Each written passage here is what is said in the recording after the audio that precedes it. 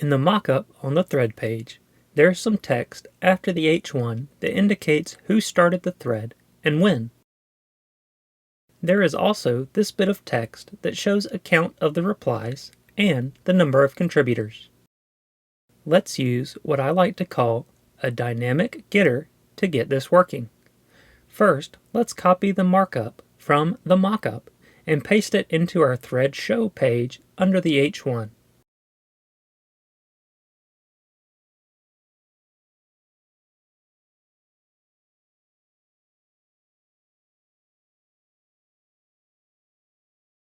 The first thing we need in order to fill this in is the name of the user. But if we go back to the browser and inspect with View DevTools, you'll see that we only have the user ID on the thread.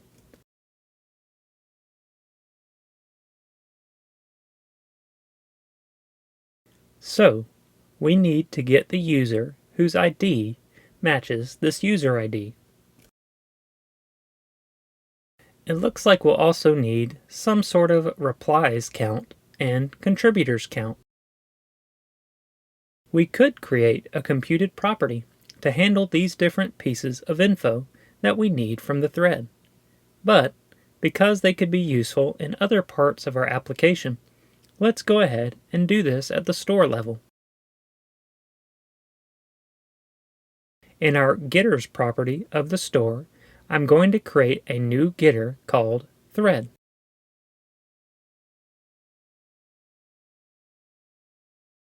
I want this getter to be able to return an object describing a particular thread.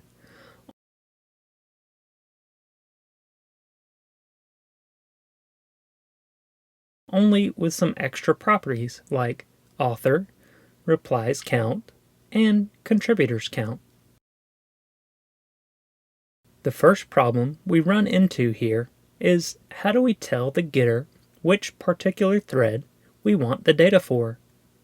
Getters don't normally accept parameters. This is where we can make use of a higher order function to create a dynamic getter. We'll return a function from our getter that takes the thread ID as an argument.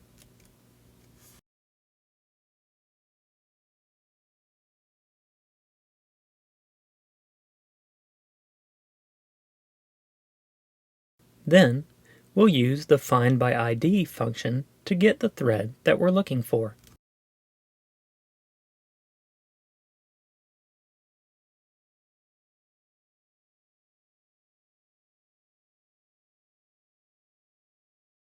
Even though we haven't gotten any of the extra data yet, let's go ahead and try out our dynamic getter in the thread show page, just to make sure everything is still working.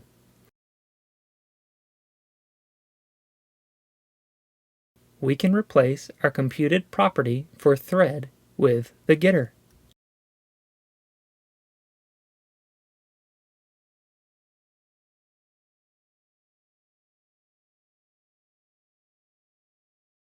We can also remove the import of the findById helper function, as we're no longer using it. If we take a look in the browser, we see everything is still good. Nice. Now let's add that extra data we need. These so-called extra properties can be computed using properties already available to us on the thread. We don't always need these properties on the returned thread, so let's create the properties using native JavaScript getters. This way, the computation only happens when we access the property.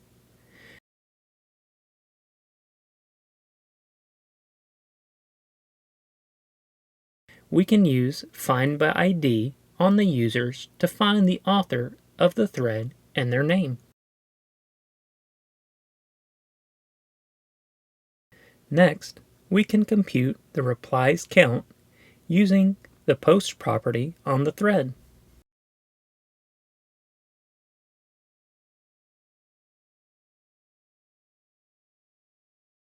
The post property is an array of post IDs associated with the thread.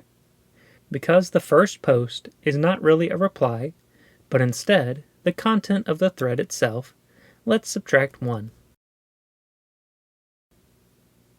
Contributors count is going to be just a little bit more difficult.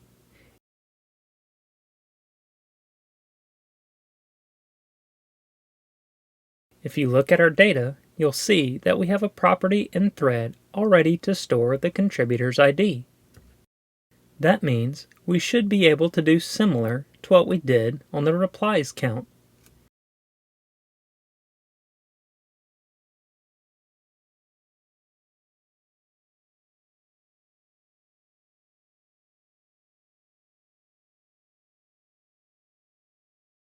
Unfortunately, we haven't actually been updating our contributors property yet.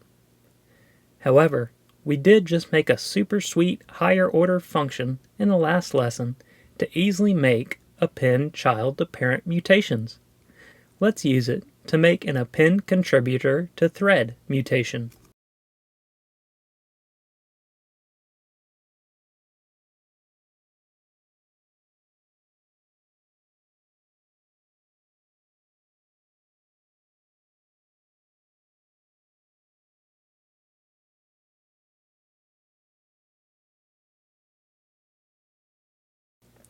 And then let's commit the mutation whenever we create a new post.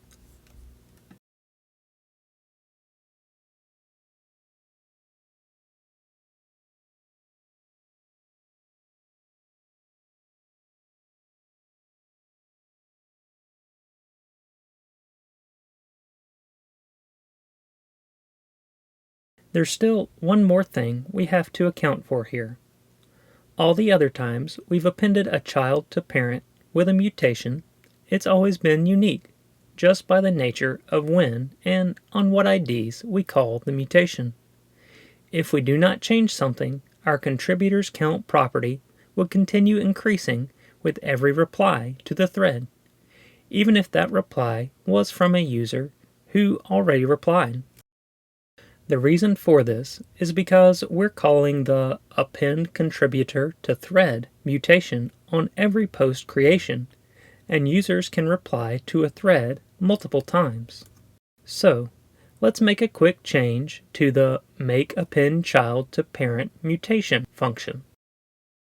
We'll add the child ID to the parent resource only if it doesn't already exist.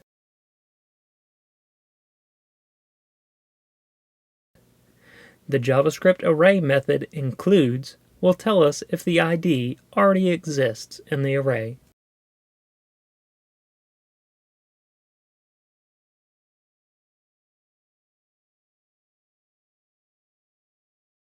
That should do it. Now we can use our thread's extra data provided by the native JavaScript getters in the template to fill in the missing data.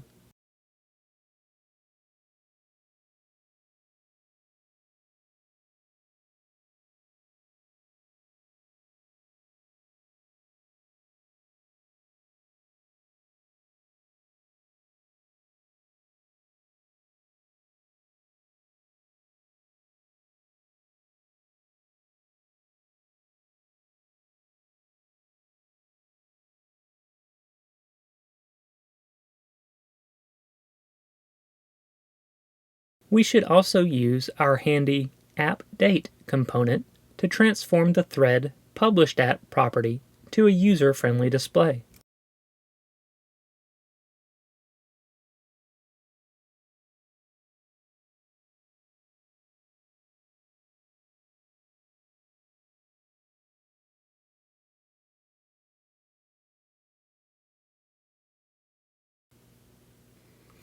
Over in the browser, that text under the header should be correct now. And it looks like it is. We have the author correct, and we have 3 replies by 3 contributors. 1, 2, 3 replies, not counting the original one, and then 3 contributors: Joey, Theodore, and Ray Nathan. And if we add a new reply as the Batman user who hasn't contributed to this thread yet, Replies and contributors both correctly go up to 4. Don't mind the missing image here, it's just an internet connectivity issue. If we hit reply once more,